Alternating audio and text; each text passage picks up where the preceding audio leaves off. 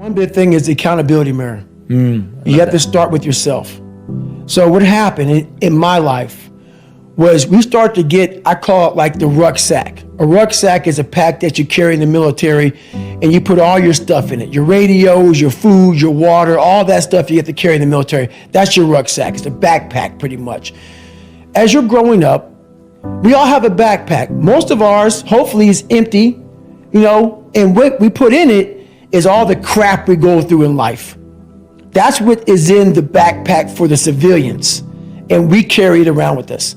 So what you have to start doing is realizing that no matter where you're at in life, I got called nigger a lot. My dad abused me, learning disability, stutters, immaturity, insecurities, self-doubt, so much crap on top of me. So much stuff. I lied a lot to create friends. So much stuff was in my backpack. No one's coming back to help me. So it starts with that person in that mirror. You have to realize you are on your own now. And whatever else you believe in, I don't care what you believe in, but on earth, it's a very lonely journey. And it starts with the accountability mirror of looking at saying, hey, my dad who beat the hell out of me is not coming back. All these things are coming back.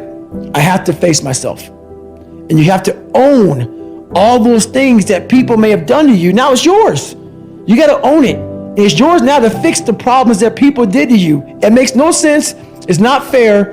I get it. But if you live in that woe is me mentality of guess what? My dad did this to me. My mom did this to me. People who bullied did this to me.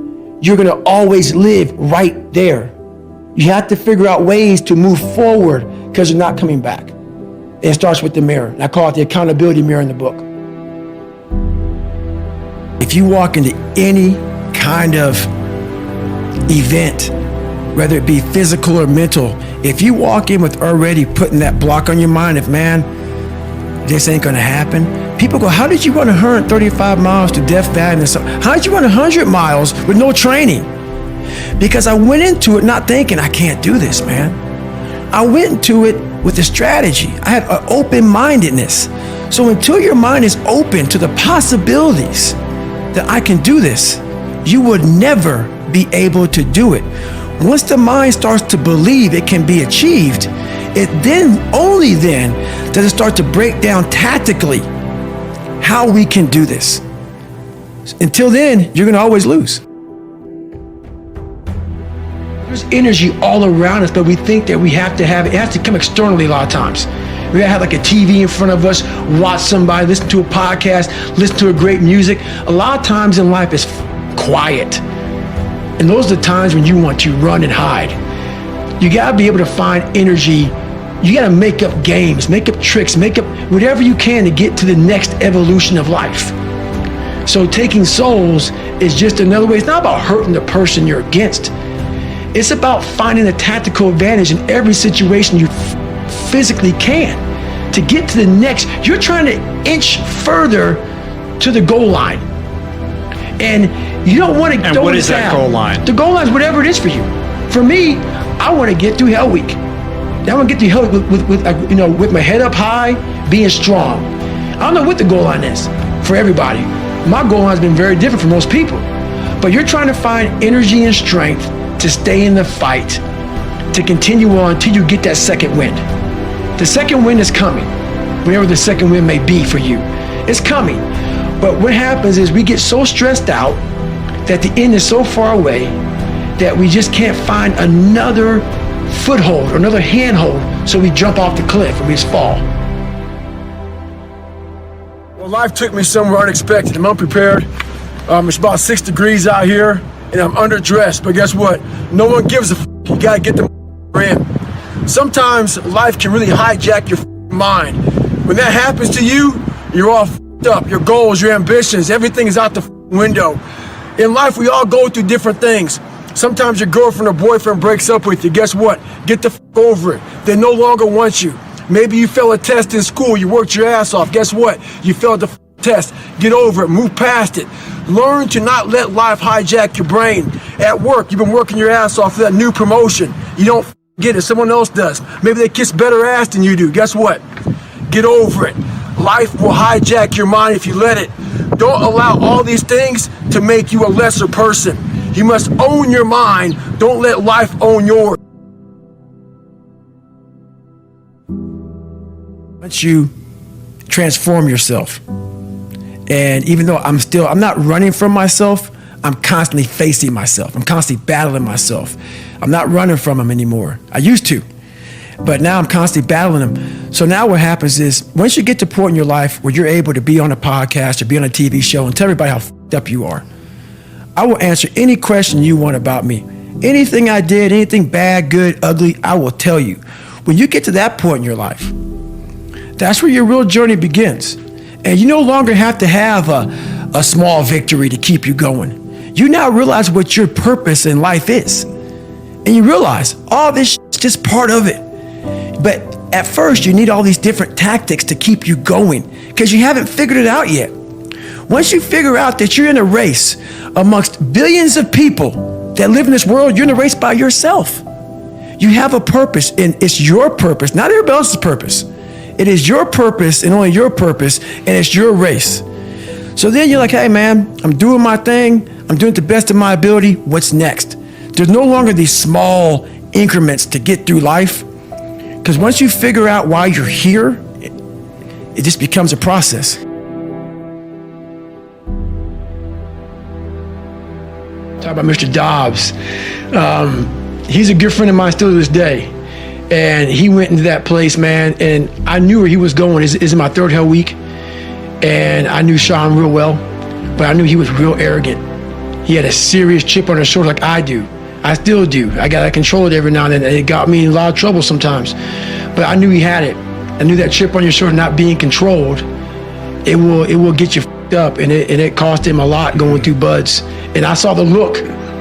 Because I once had the look when I was going through pararescue school. When something got so hard and your mind can't process the hardness, you don't know the right tools to get through something hard because you've never been challenged before. I could tell he was the superhuman, that nothing ever challenged him. But I knew, because I already been through Hell Week a couple times, I knew, don't underestimate that shit. It will find a demon and it will bring out some insecurities in you, and it did. And it was like maybe 30 hours in the Hell Week or something like that. I'm looking over at him, and I smile at him. We're standing just like this in line, and he's getting his med check. A doctor's looking at him. It happened just to be beautiful timing. And I'm sitting there, I'm getting med checked, and I'm looking at him, and his eyes says he's 1,000 yards still looking right through me. And he's getting med checked, and I'm looking at him. And before all this happened, I told him, I said, don't underestimate this man. He goes, I can't ever see myself quitting Goggins. I go, watch out. I go, this will get in your head. I go, the end is a long way away. So we're sitting there eye to eye, and he didn't see me. I'm right in front of him. And I can tell he's thinking he has that quitting mind starting up. And I look at him, I go, I told you. I told you.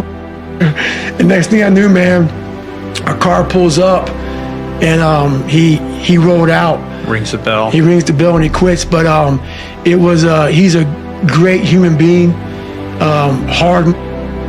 It doesn't make you, when you quit something like that, man, it's a huge lesson learned that I can't go into anything thinking that there's nothing that's not going to get in my way. You got to be prepared for all those obstacles.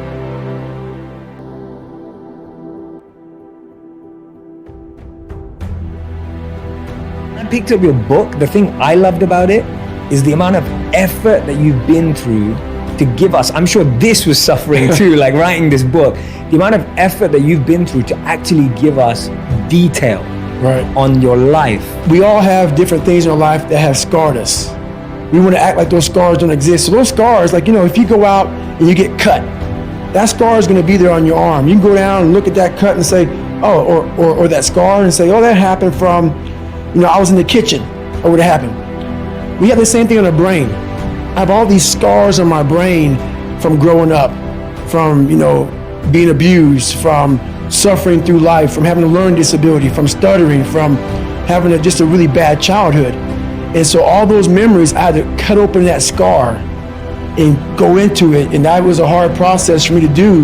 Not only was that a hard process for me to do, for me to have the courage to share that with people, because I'm the so-called toughest man on the planet. So they think. So for me to break open that shell and tell people, hey, that wasn't always me. You know, it's hard to do, you know, it's hard to do. So it was a tough process. Throughout this journey, I started becoming this new person. I started creating this new person. People started seeing me as this amazing superhero. In the back of my mind, I knew the real story. And I was like, man, one day you have to really share it. I'm like, man, but do you have the courage? You know, like, it's great to live right here. I've established this. People think you're great. Just stay here. Don't go back. Let's not go back. But the only way you can help people out is let them know that this is possible. So I had to go back and say, this is where I come from. Yeah. And where I come from is hell.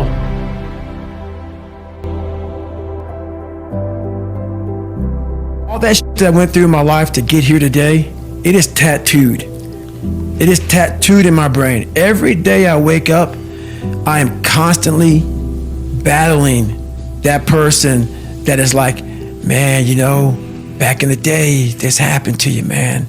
You know, like, you got called nigger so many times, and your dad beat the shit out of you, man. And, you know, you couldn't read in this daggone junior year. All these things start to creep up, even now where you're at today.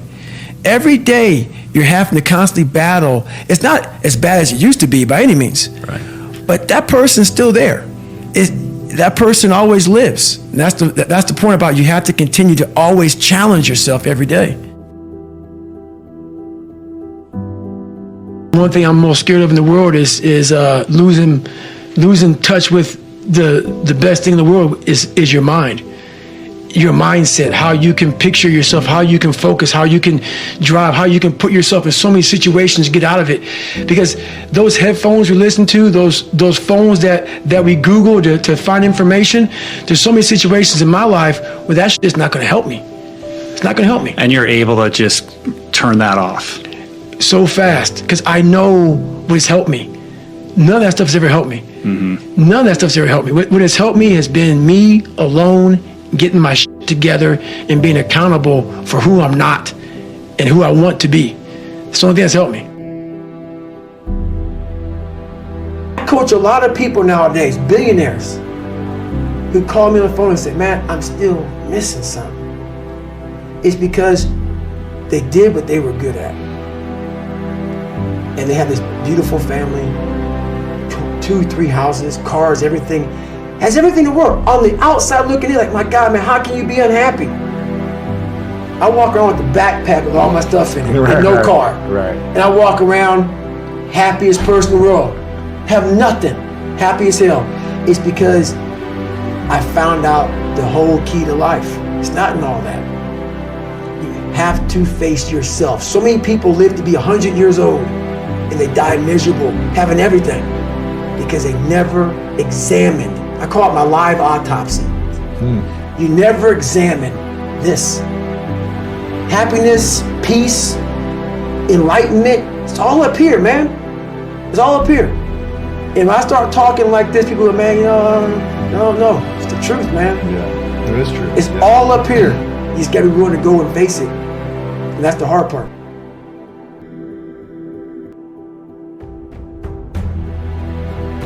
I wanted to become a Navy SEAL. I wanted people to push me outside of my comfort zone every day. You know, and I thought this was gonna be the absolute best platform to do that. These guys, the stories I heard after BUDS, it just gets harder. And I didn't see it that way. Because BUDS is just to become the SEAL. That's right. I'm like, my God, I can't imagine what the f*** is gonna happen. But what happens to a lot of people, not everybody, can't speak for everybody, I don't know everybody. BUDS breaks people down to the point where you don't want to be broken down again like that.